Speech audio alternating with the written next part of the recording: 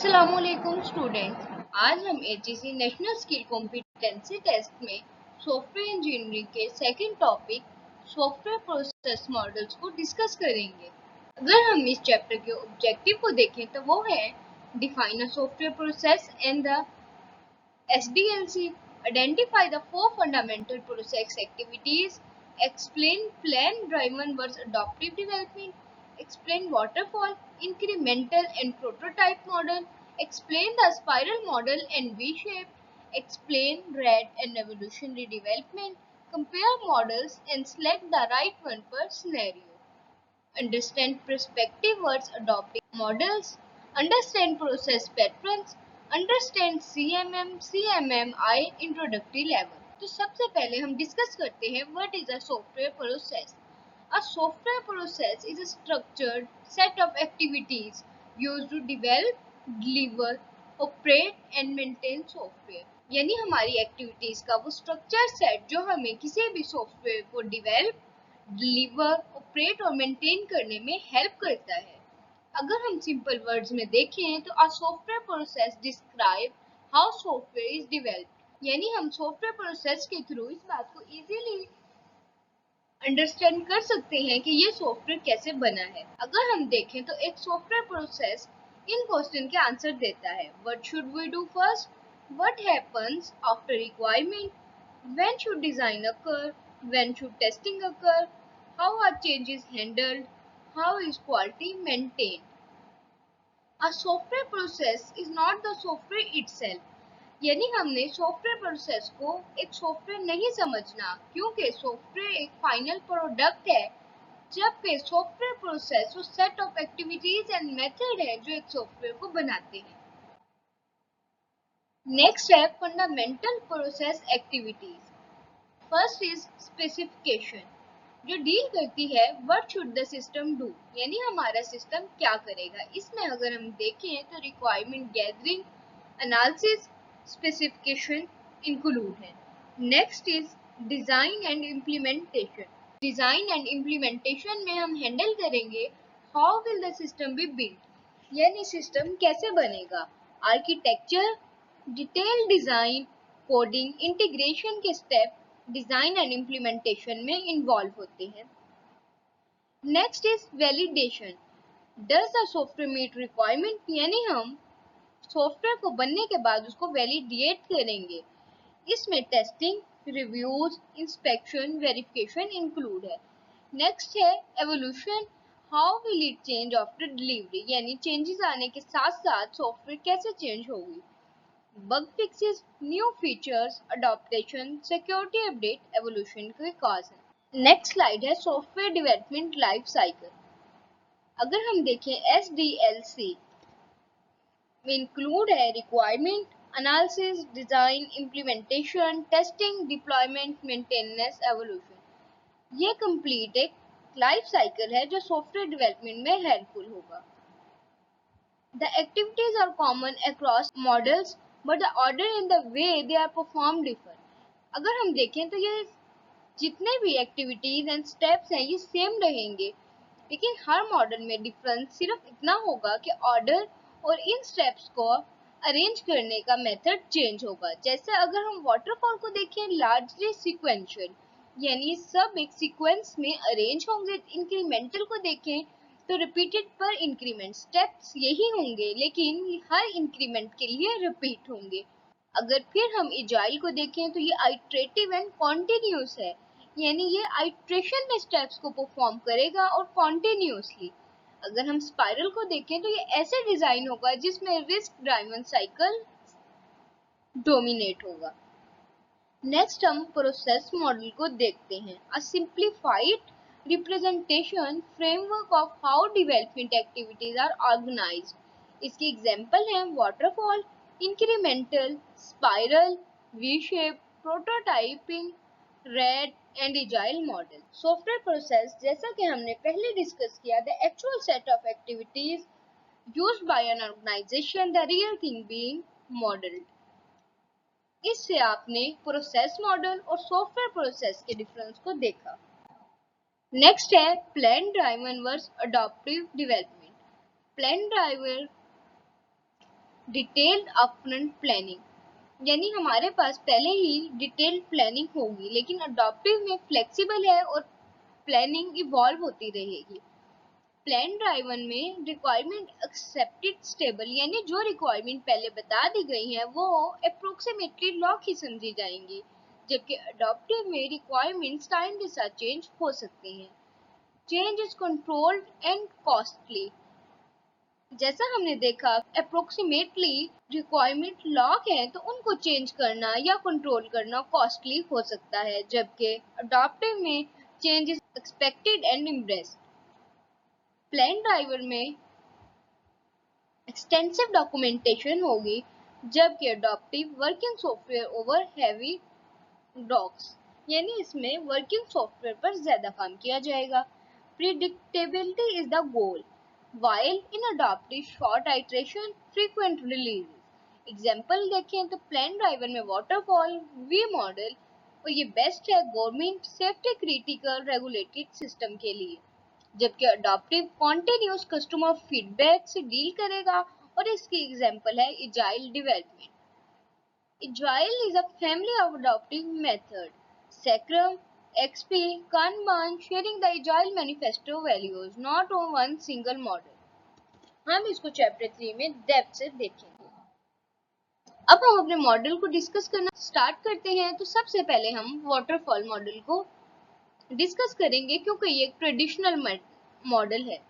इसमें डेफिनेशन को देखें, a plan driven process model in development activities और organised into sequential phases, the process followed downward like a waterfall. ये हमने यहाँ पर डायग्राम को एक लीनियर लाइन में लिख दिया है, लेकिन आपने इसको लाइक अ वाटरफॉल स्टेप्स लेना है। सबसे पहले रिक्वायरमेंट का step, then below requirement system design, then below implementation, testing, deployment and maintenance. Characteristic है sequential, plain driven, documentation oriented, structure relatively rigid, requirement defined early, changes are expensive। अब हम waterfall के advantage और disadvantage को देखते हैं। Advantage है easy to understand, clearly defined phase, easy to manage, clear documentation, predictive cost and schedule, suitable for regulated environment. लेकिन इसकी डिसएडवांटेज ये है कि हम इसमें कोई फीडबैक का सिस्टम नहीं है, जिसकी वजह से हम इसमें चेंजिंग नहीं कर सकते। Difficult to accommodate changing requirement, testing occur relatively late, customer feedback arrives late, high risk when requirements are unclear, late changes are expensive to fix। ये अगर हम देखें तो एग्जाम ट्रैप है।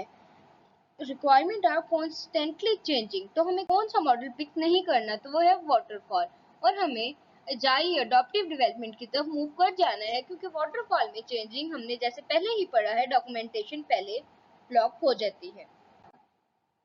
Next is incremental development, the system is developed and delivered in the series of increments, build part, then deliver, then obtain feedback and then build next part।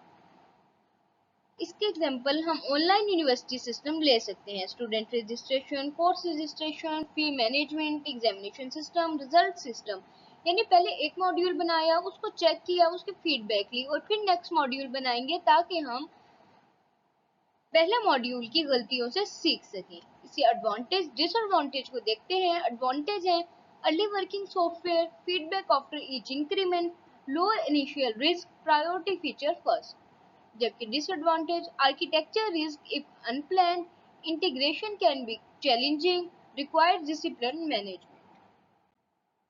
Prototyping, a prototype is an early version of a system built to explore requirements, design ideas or functionality, reducing uncertainty before full build out।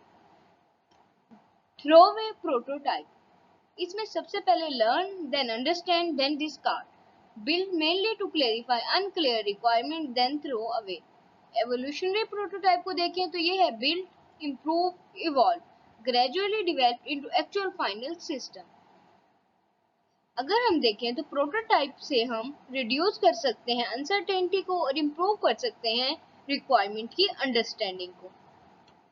ये useful होता है जब requirement unclear हो, user can't clearly explain needs, UI is important and new technologies evolve, stakeholder feedback is needed.